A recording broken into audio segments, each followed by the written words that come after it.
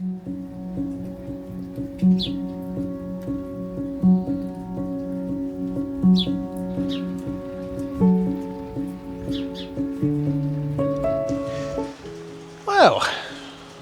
let's put another damper on things. I suppose they call it the sunny southeast, right? Anywho, as you can tell probably behind me, I've got the Subaru here in the shed. Yes, shed. And today we're going to do something I've always wanted to do. Set up a solar charger. Furthermore,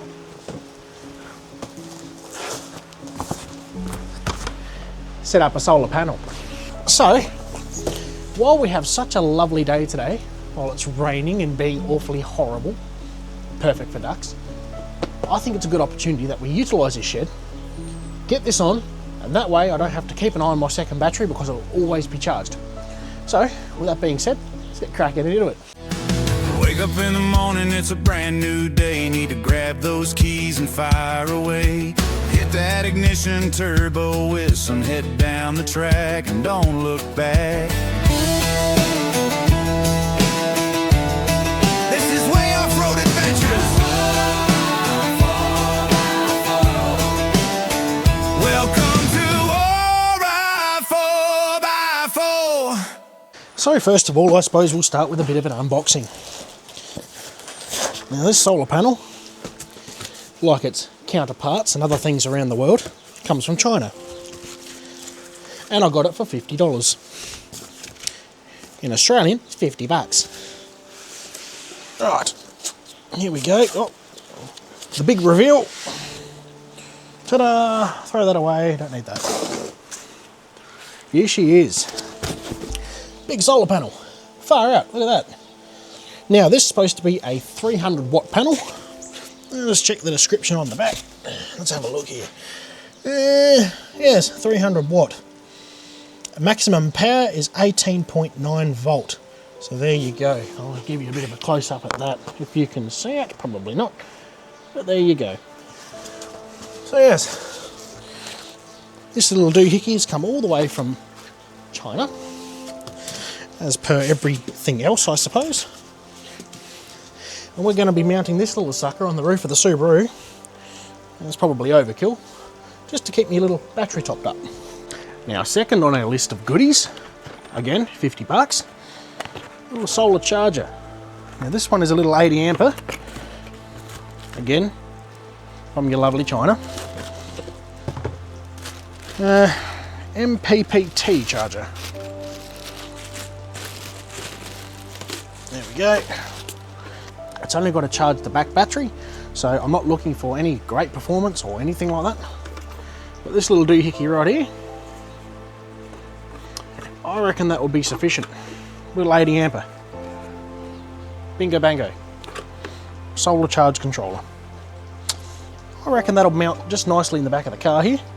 I don't think it's waterproof by any means, but yeah, I think she'll be alright for the back of the car.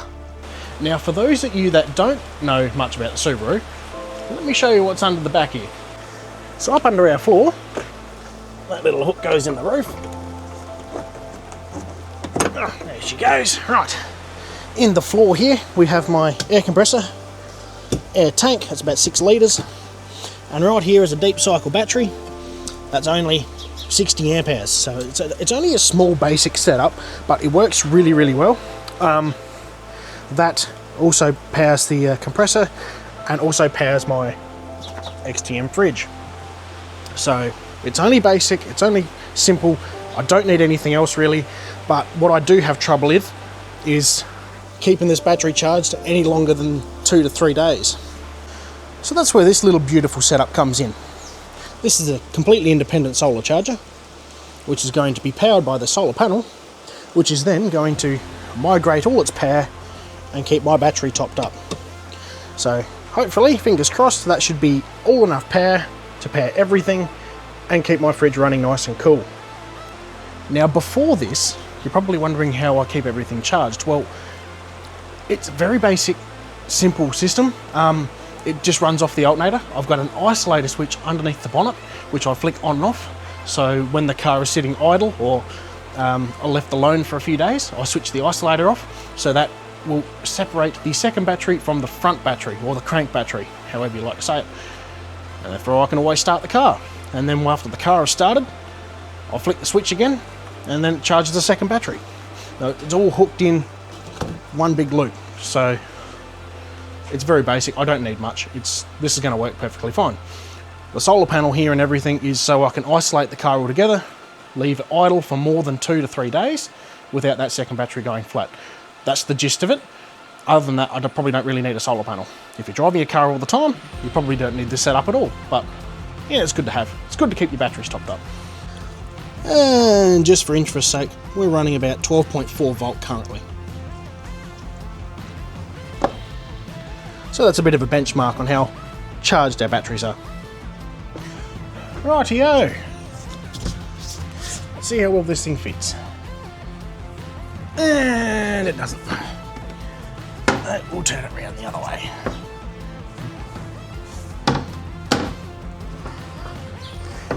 Excellent. I think that'll work. So I'm going to measure the distance between that little mark I've made and the edge of the panel, just to give me some sort of a rough idea of where she's going to sit. So that's about, I'm going to say 12 centimetres, 120 mil. And on the driver's side, we're looking about the same. Close enough anyway, she'll be right. Just to make sure that she's square. So then I'll mark the centre of that, and I'll do all 4 corners, and we'll go from there. I reckon that should just about do it. A bit of angle on that we got off an old windmill, sort of tower thing, galvanised. Of course she's getting a bit old, but I reckon it'll be perfectly fine for this little project. Oh, of course. We have a lovely little solar panel right here. Make some room. Beautiful. Right. Now we have the lovely delight of boring holes in it. How fun. We'll start off by finding our marks. There and there. And of course on all 4 corners we're just going to bore holes in it. I should really test it up against the angle line, but I think we should be pretty right. About middle. Bit more power there, drill.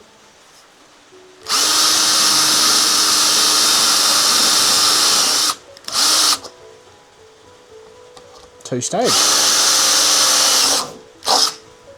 One lovely little hole.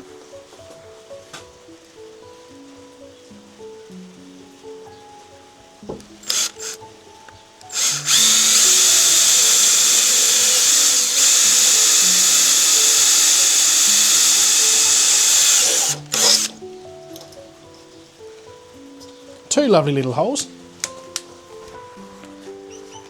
And about halfway up. Roughly. That should do it. I ain't no professional.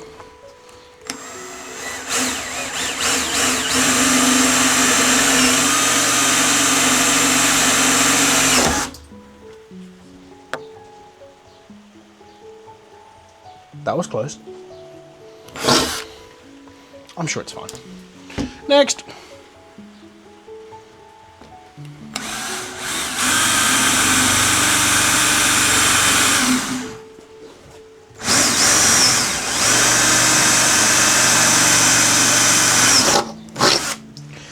I am trying to be really gentle with it. It's not very strong. So if the drill seems blunt, that's my fault. Right, so we now have all our holes drilled. We can go ahead and draw the... Draw? Okay. That'll do. I'm going to draw you a piece of angle line. Here's one that I've prepared earlier. So we'll probably grab the grinder and we'll cut maybe 1.5 inches-ish off of them. About, what would that be in English? About 30 mil, something like that.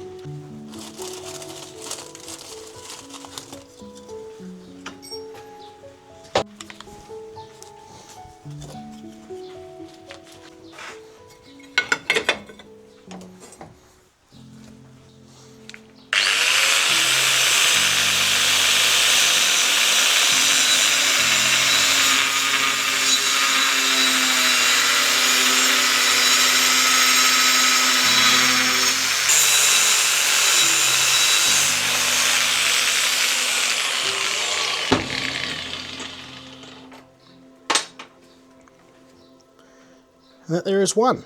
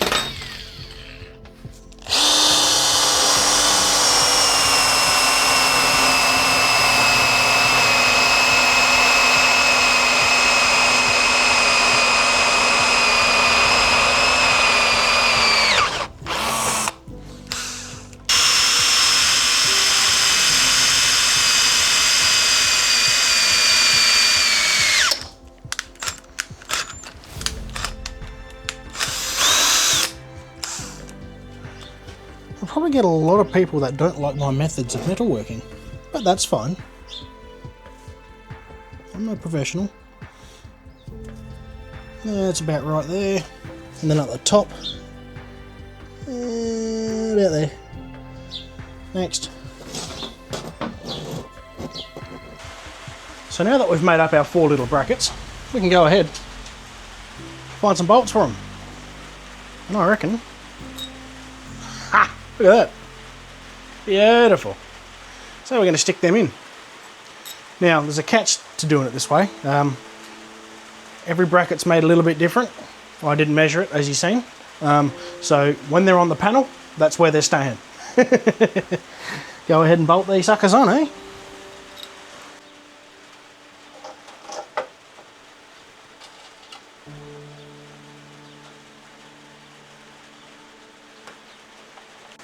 I don't always do dodgy work, but when I do, it works.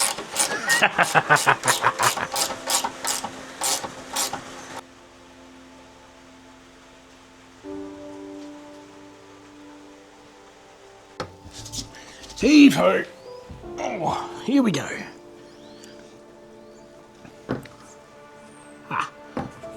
Perfect.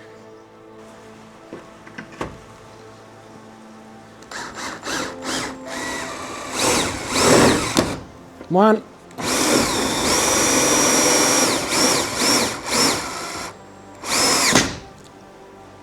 Two. That fixed it.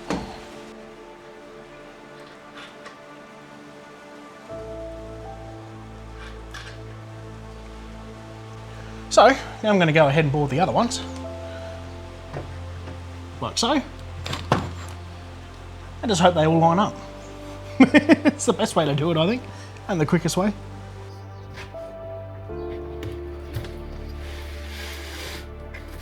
Gently does it.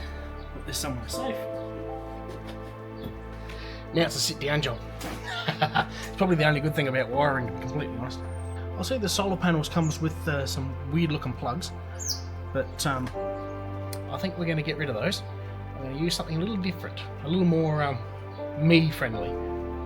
And it just so happens that I have a lovely little box full of wiring and different things for just about any sort of wiring scenario that I might need.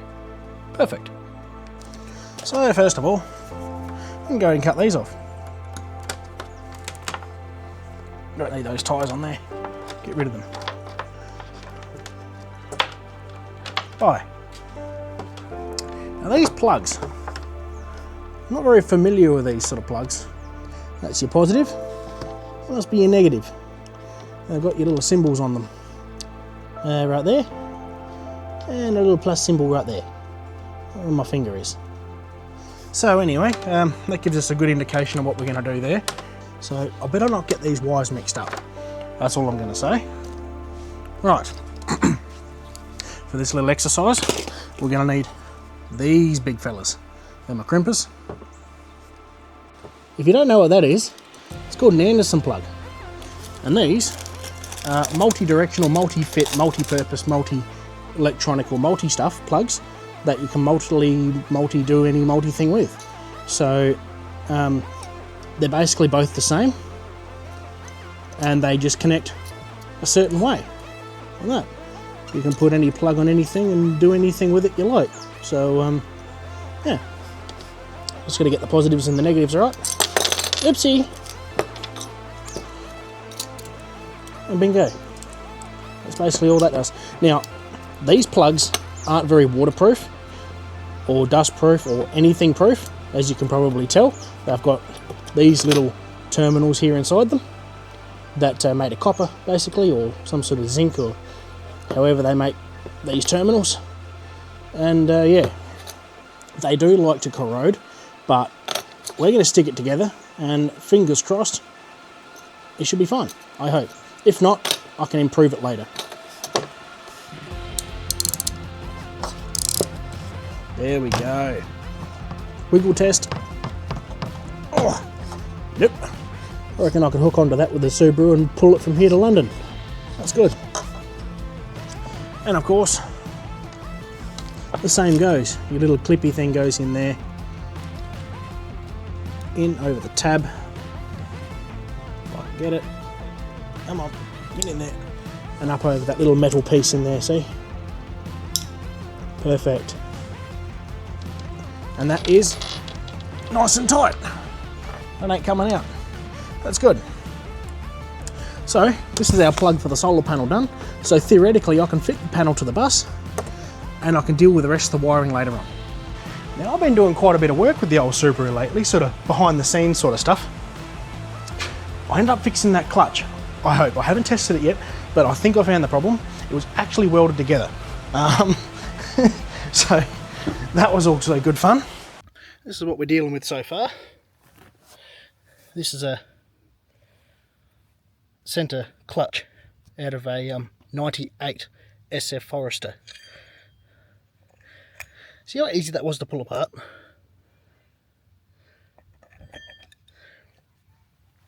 And this is the one out of mine.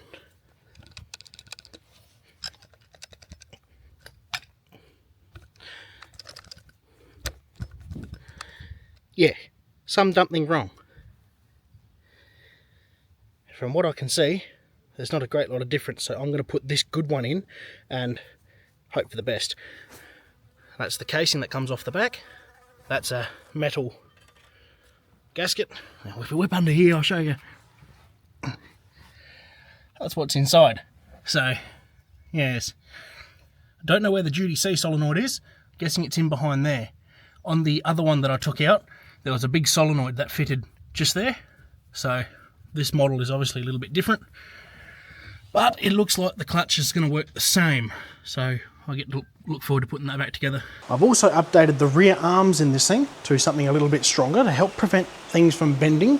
That is a well-worthy upgrade, that one. And then of course I had this nasty vibration in the front, which I thought honestly it was a torque converter because of how much strain and everything that we've put the old girl through lately. No, it turns out it was the driver's side CV joint twisting itself off the shaft. Maybe too much torque or something. It was actually twisting it off the way it shouldn't. Incredible. But anyway, I changed it. I rebuilt the old one. The old one's back in it. We're all good to go. So I'm looking forward to the next beach run. Really try out how this thing's going to perform. I reckon it's going to be superb. You probably don't really need to do these really, really tight because it's only a very thin frame on the solar panel. And you probably don't really want to put it out of shape.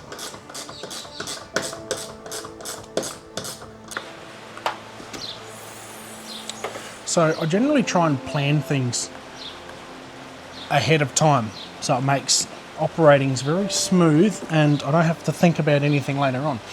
But in this situation, it's gonna snip me wires. Yes, so in this situation I'm gonna have to think ahead a bit. So what I'm thinking is that this little doodacky here is gonna have to get shaven out just a smidgen. It's not gonna affect anything, it's just the boot lid. And well, let's be honest, the boot's kind of seen better days anyway. So a little neat nick up here, not gonna hurt anyone. But I just gotta work out the angle of the dangle. I've got a fair bit of room there. I've got maybe up to about there, I'm guessing. Out there, I can go a bit further. But I don't think I'm gonna need that much room. So if I can work out where I can cut. So there would be perfect, about there. Give her enough room, about there, I reckon, something like that. Give me enough room to work those wires, and I can also put a nice little seal in there after I'm finished. And of course, that's not going to affect anything. The rubber seal of the boot is here, and that's just a rain gutter that runs down through there, so that's not going to be much of a drama. I can poke a nice sharp little hole in here or something later on, and get my cables through, nice and high perhaps, just to prevent water from leaking in the boot. But we'll get there when we come to it.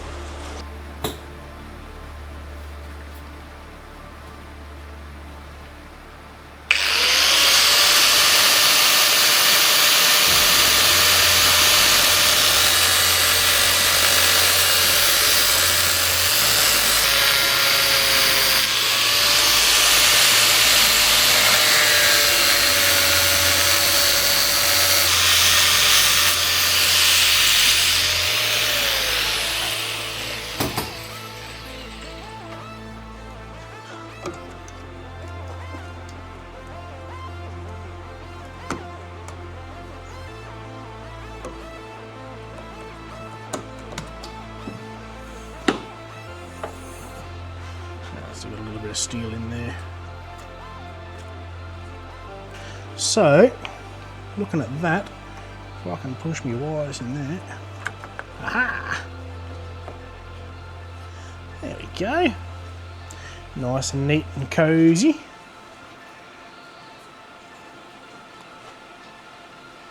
Get you guys up in there so you can have a better look than me. Make sure you tell me in the comments if this is going to work or not.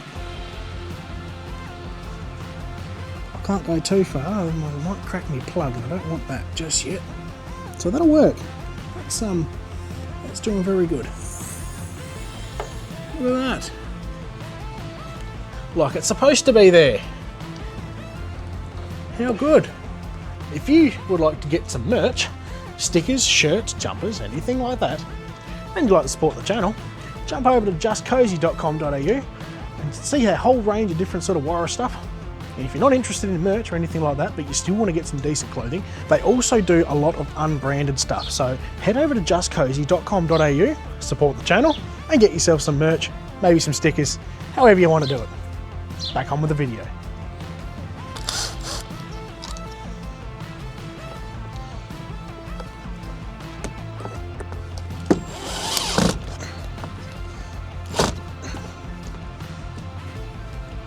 Bit rich.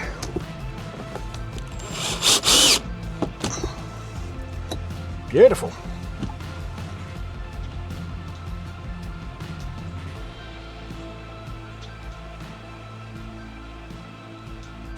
As you can see, most of my space here is relatively full.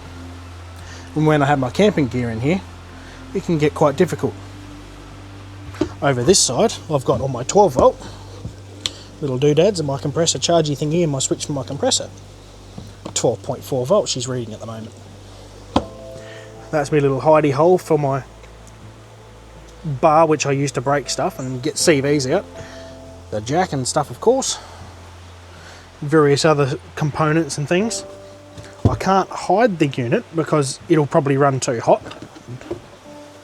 I can't fit it in here anywhere because that's pretty well at its limit. Where am I going to put it? Of course you've got your little flaps and doodads under here, which, you know, hide all sorts of different things, but I can't hide it in there because one, I've got all the camp gear and stuff on top, and of course everything else that, you know, if I need access to this for some reason, I won't be able to get to it unless I pull everything out. So, what is my solution? Well, simply, I'm not going to mount it on the window, I'm not going to mount it there on the strut tower, and I'm not going to mount it on the fridge, and I'm most certainly not going to cable tie it to that strut bar. What I'm going to do is I'm going to put 3 screws in, 2 at the top and 1 down there, and hope that it sits there next to that speaker just nicely. It's not very heavy, it's quite light, and by doing that I don't need access to that terminal because that's only a load terminal. I just need my battery and my solar, and if I put that there like that, even though I probably still could get to my load. Battery and solar is still relatively nice and neat and accessible. Very good. Righto, so I think what we're going to do here is we're going to use a bit of 8 gauge wire, and I've got 2 rolls of that. This is sort of a weird flexy sort of, almost like an amp material, like the stuff you'd use for your speakers, but it's actually very sort of workable. So we're going to use that. Trusty old Anderson plug, and of course some terminals if we need them. I'll put them aside for a moment, because I don't think we're going to need them just yet.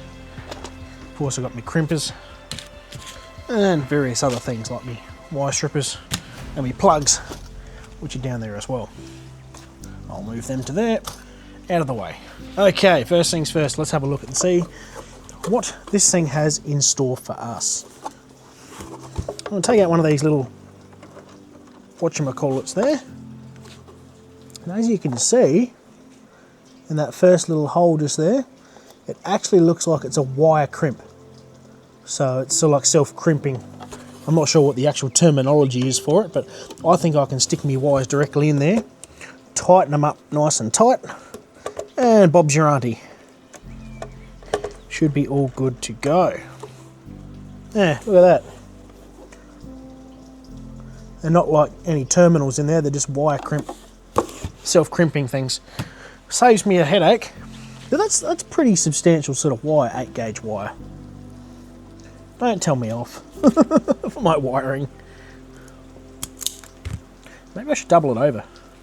Right, I'm going to stick that in there. Shoop. Okay, then I guess I can tighten that down. Like so, nice and tight. That goes to the solar panel. Yep, that's in there. Next, what I'm going to do is I'm going to leave maybe, I don't know, it is fairly flexible. That much. I reckon that much will do. Cut him off there. Excellent. Righto, that's the positive one on the solar panel. Now we're going to go positive to the battery. So, where's here they are? Lose my head if I wasn't screwed on. A bit more.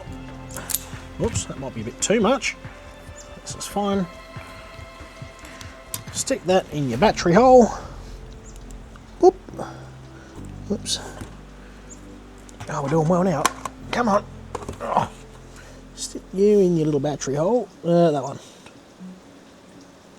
Positive, negative, positive, negative. Okay, there she goes. Hold him in, tighten him up. You want that nice and tight because you don't want these terminals to come out, and you want that nice connection.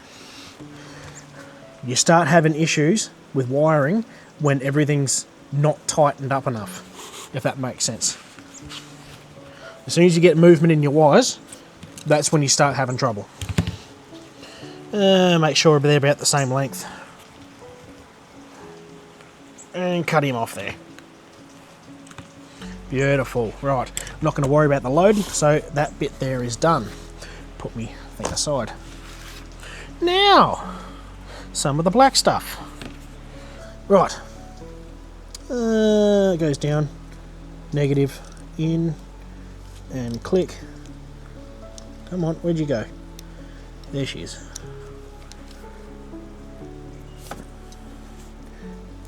Is that, yeah, oh yeah, that clicked. Cool.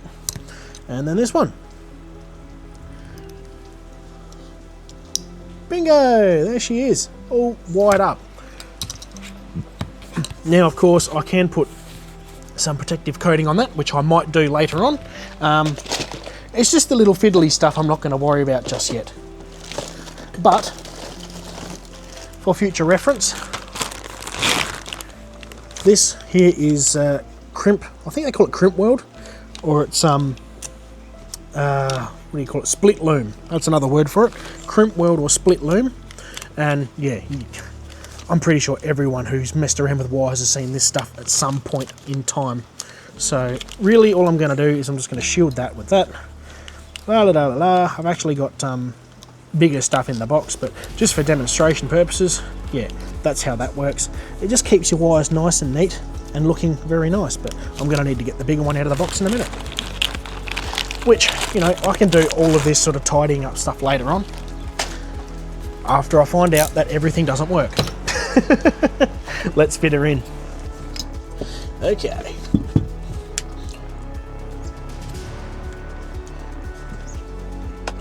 Line her up roughly where we want it. Right, that's as far back as it can go. Nice and hidden and protected. Let's do a little screwy thing in there.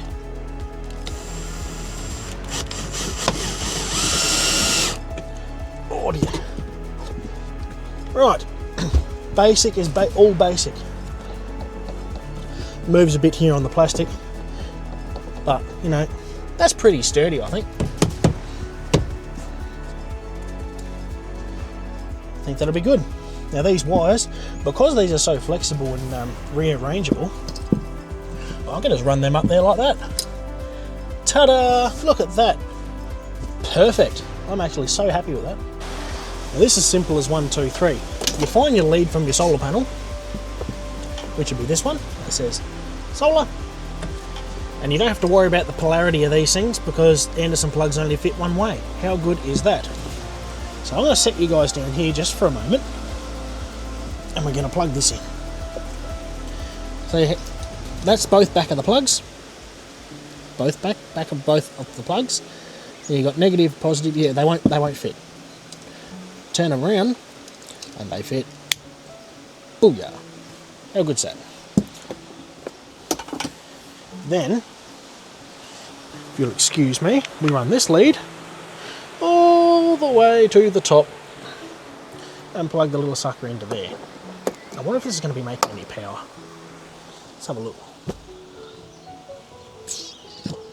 I don't think so, because the solar panel's on the roof. Oh, you've got to turn on and off button there. I've got to read the instructions and see if this thing turns on automatically. Probably not. Now, second on our agenda, we've got to make the lead that goes from the charger unit down in underneath the floor here, come out there somewhere, down into here with our bus bars. So, first of all, I think I'm going to disconnect my battery, make sure I touch this onto everything. Pop the caps off, just little plastic caps. Simple, come on, and easy. Beautifully done. Here we go, ladies and gentlemen. Off camera, I went ahead and made myself up a new lead. So this time I went back, and if I can grab it, here in a moment, we're getting there. I actually shrink tubed the end of these terminals here that go down onto the bus bars, so I've done that with both wires. That fits over there. Those two get fed up in through here somewhere. There's that hole.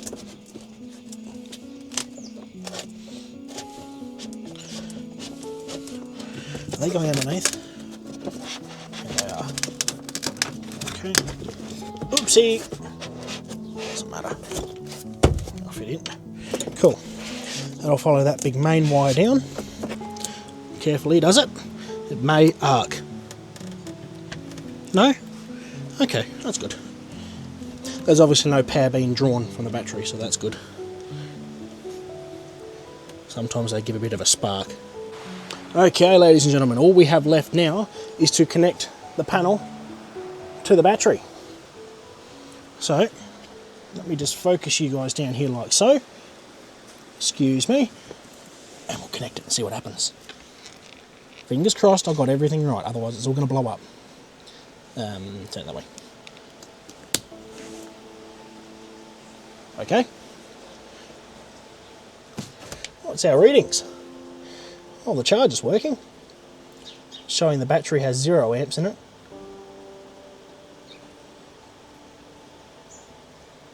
Okay. Oh, there we go, 12.4 volt. Nothing. Oh, no amps, right. So it's not charging. Fair enough. No amps. Well, that makes sense because I'm in the shed. It's not going to charge when I'm in the shed. So if we whip over here and check out my other voltmeter, my actual one, see how good it is. Oh yeah, there you go, 12.4 volts. So it can't be too far wrong. I'm going to have to read the destruction manual and see if I can blow it up. Work out how to use it. But I don't think it's going to work when, you know, the car's in the shed. But anyway, that's essentially done. I can tidy all this wiring and everything up now, and we'll go from there.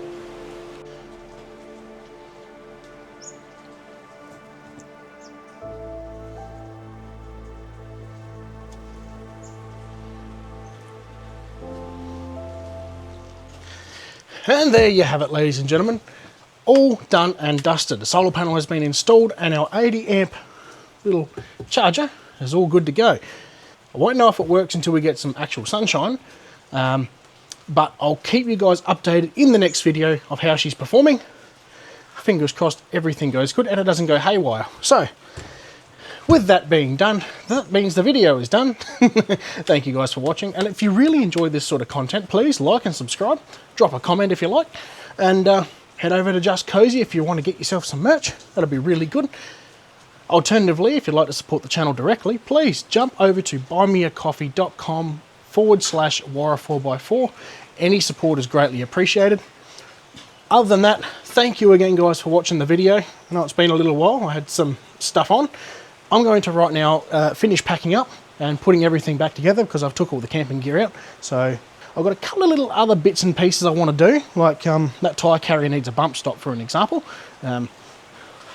And that's pretty well all. So thank you guys again for watching, and we will see you in the next one. Goodbye for now, not forever. Ta-ta.